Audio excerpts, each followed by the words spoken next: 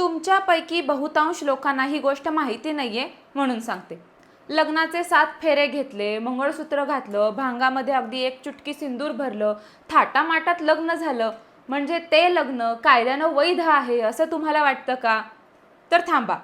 कायद्याच्या नजरेमध्ये काही लग्न अशी असतात जी सुरुवातीपासूनच अस्तित्वात नाहीत असं मानलं जातं. यालाच म्हणतात शून्य विवाह म्हणजे व्हॉइड मॅरेज. आज आपण पाहणार आहोत हिंदू विवाह कायद्याचं अत्यंत महत्त्वाचं कलम 11. आता शून्य विवाह म्हणजे काय?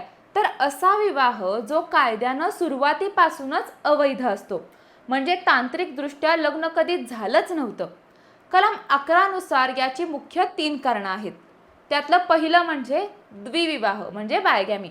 जर लग्नाच्या वेळेला पती किंवा पत्नीपैकी कुणाचाही पहिला जोडीदार जिवंत असेल आणि रीतसर घटस्फोट झाला नसेल तर दुसरं लग्न जे आहे ते शून्य ठरतं.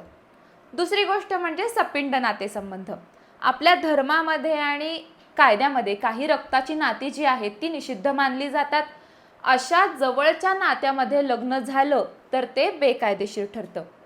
तिसरी गोष्ट म्हणजे प्रतिबंधित नातेसंबंध प्रोहिबिटेड रिलेशनशिप. कायद्यानं ठरवून दिलेल्या जवळच्या नातेवाईकांमध्ये लग्न करणं हे निषिद्ध आहे, जोपर्यंत तुमच्या रूढी प्रथा परंपरेमध्ये तशी विशेष परवानगी नसेल तरच. आता तुम्ही विचाराल, मग अशा लग्नांचं काय होतं? समजा पहिल्या पत्नीला घटस्फोट न देता दुसरं लग्न केलं तर त्या दुसऱ्या पत्नीला कायद्यानं पत्नी हा दर्जा मिळत नाही. त्यामुळं मालमत्ता किंवा पोटगी मिळवताना मोठ्या कायदेशीर अडचणी येऊ शकतात. पण इथं एक दिलासादायक तरतूद आहे, ती म्हणजे कलम 16. जरी लग्न शून्य असलं तरी अशा लग्नातून जन्माला आलेली मुलं जी आहेत ती कायद्यानं वैध मानली जातात. त्यांना त्यांच्या आई वडिलांच्या स्वकष्टार्जित संपत्तीमध्ये पूर्ण हक्क असतो. आता मुख्य प्रश्न जो आहे, जर लग्न सुरुवातीपासूनच शून्य आहे तर कोर्टात जायची काय गरज आहे?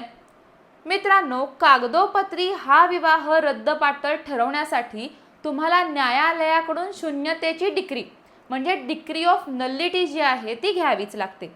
लक्षात घ्या, इथं तुम्ही घटस्फोट मागत नाही आहात, कारण घटस्फोट हा वैध विवाह मोडण्यासाठी असतो.